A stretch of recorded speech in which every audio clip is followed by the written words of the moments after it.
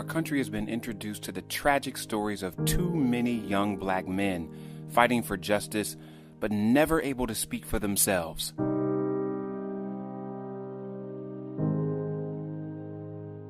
But then, there was Leon Ford Jr.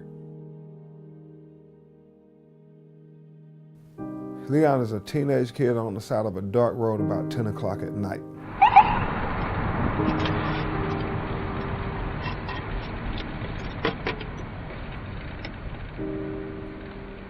$510.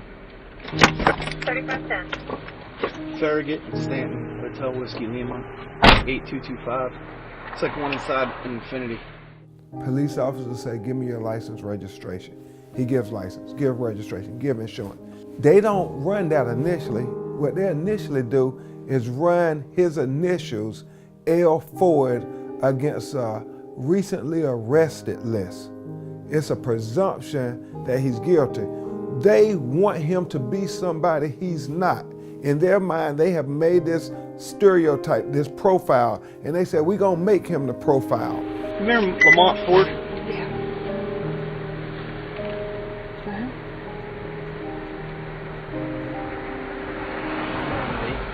Yeah, it's the same movie. You think? Yeah. This is the description of the person they're looking for.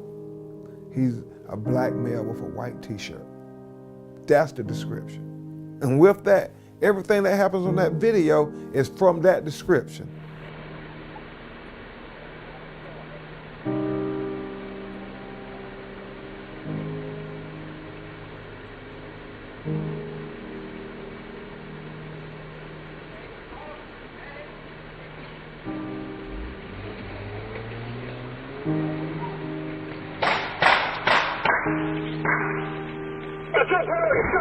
Thurbish is the one who's on the passenger side who jumps in the car. Why does he jump in the car? Violating all policy, all training? Because he say they see a bulge in Leon's pants. They think he have a weapon. It flies in the face of common sense, logic, all policy. If you really believed he had a gun, you would jump into the car? As a result of 5 police bullets, Leon Ford has no control of his body below his waist, no control of bowel movements, sexual organs, or motor skills. Unlike attorney Ben Crump, our job with this story is not to try the case, but to give what Sean Bell, Oscar Grant, Trayvon Martin, Kendrick Johnson, and countless other young black men did not have: a chance to tell their own story in their own words. I kind of like always was my own person. I always was into something positive, like music, football, boxing. The next Mike Tyson. You gonna beat Mike Tyson? Yeah. Okay, let me see how you gonna punch him.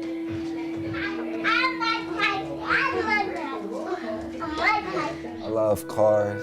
I like old schools. Like one of my favorites is '69 Camaro.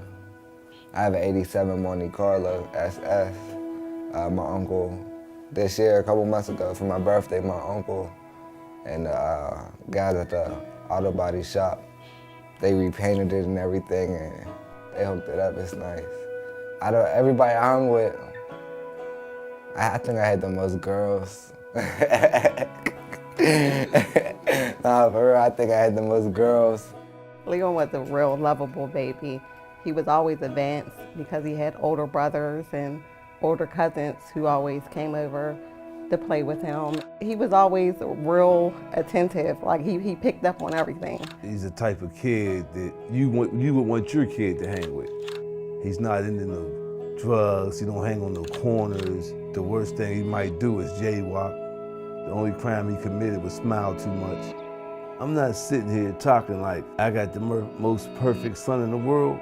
Everybody do wrong sometimes, but my child ain't never got in no trouble. He ain't never disappointed me, ever. You know, never made me mad to the point where I said, man, he's a butthole. He gonna learn. He never did that. He's a sponge. He sucks up all information. I remember I went to Atlanta with my mom, and we was at my sister's friend's house, and they were doing music. And this guy was there, and he had told me about the Guitar Center. And he was showing me all types of stuff, how to engineer using, it was Cool Edit. It wasn't even Pro Tools, it was Cool Edit. And when we flew back to Pittsburgh, we seen the Guitar Center, and I'm like, man, I want to do music. So my mom bought me a little mic and stuff. And I start recording every day. So as I'm recording, my dad ended up buying me a new computer. On the computer, there was a program, Windows Movie Maker.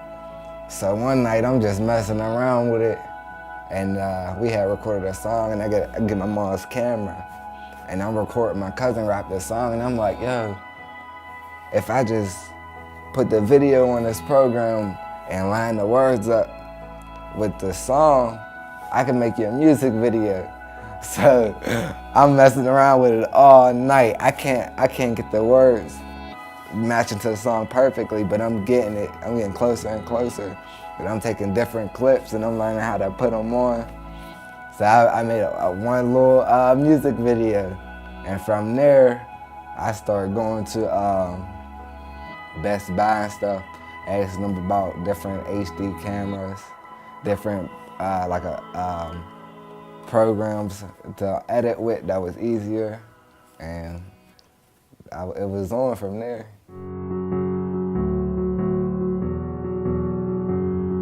It's been 1 year since Leon's shooting, and many in the Pittsburgh community are still on fire, wanting to support him, critique what the officers did that night, and hold the police department accountable for what they have not done since the shooting.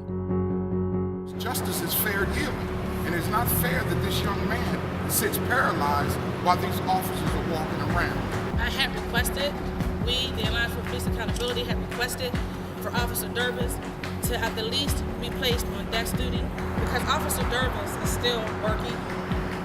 He is not only still working, he is working in Zone 5.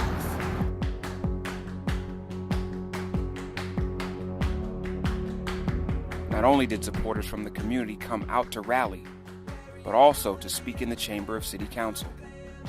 What matters is that we have a lack of leadership in this community, and therefore the community is suffering. But what we need from the officers, we need you all to serve and protect us, not to intimidate and harass us. So when we interact with police officers, there needs to be a cultural understanding. I'm here because I was shot and paralyzed by the Pittsburgh police a year ago. And now I just want to make sure this doesn't happen to no one else. This year been hectic for me. It's been hard. Some days I wake up, I don't even want to wake up some days. When I got shot, I had a choice to give up, but I refused to give up. And I'm in this chair, I feel like I have a point to prove. My future was bright before. I'm in this chair now, and I'm not gonna let my future be dim. I'm gonna make sure my future is brighter than ever. I'm gonna shine. I'm gonna make sure everybody remembers me, no matter what.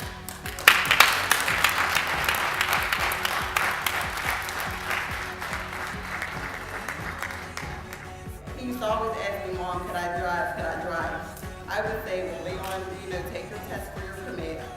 Then you can get your license, so you could, if you would ever get pulled over, you could have all your proper paperwork. Just so, if you get a ticket, you can go on about your day. Here I stand here. My son gave his driver's license, his registration. He even gave a pink slip to his vehicle.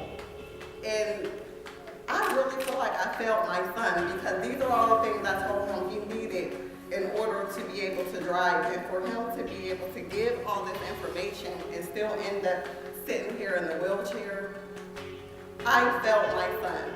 You felt my son. Everyone felt my son because he did everything right. And as Leon attempts to define what his legacy will be, his parents are dealing with the daily blessings and challenges of a son who will be in a wheelchair for the rest of his life. I'm like more angry now. I'm like snappy sometimes. I get frustrated. I'm real frustrated. I believe there's a slight difference because Leon now can't physically get up and stand and go do the things he would do if he was not in a wheelchair, like as far as his son. I mean, sometimes he needs help with him. He can't just jump out of the bed, walk into the kitchen and, make a bottle or even the slightest thing for his gas. He needs someone to even pump his gas for him at this point. And we be having like conversations at 4 or 5 in the morning because sometimes he'll stay up all night, and just sitting there in the dark. And he be like, sometimes he just don't want to live. And he stayed that a couple times. And then I gotta convince him that you got a lot to live for, and then he just don't care. Sometimes he feel like he just wanna hurt somebody because he's hurting. And I tell him, come on, man. You know what I mean? You gotta get it together. You're losing control.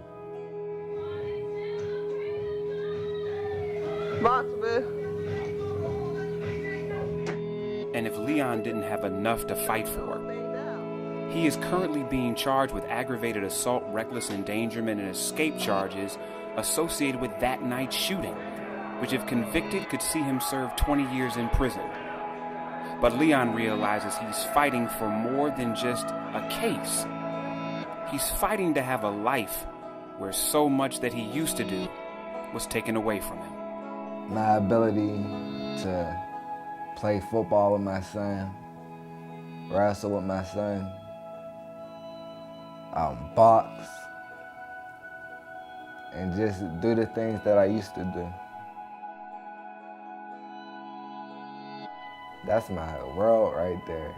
He's so cool and laid back. He never cries with me. It's like he's like perfect. Cause I don't know what I would do with a little crybaby. He just chills. I had him with me at the mall. I sit him up on my lap and strap him in with the seatbelt, and I roll around the mall, and he just be bobbing his head. He be having the ball on my lap. But in the end, there's only one thing Leon wants. And the only thing I feel like I could have other than walk again is for the truth to be told.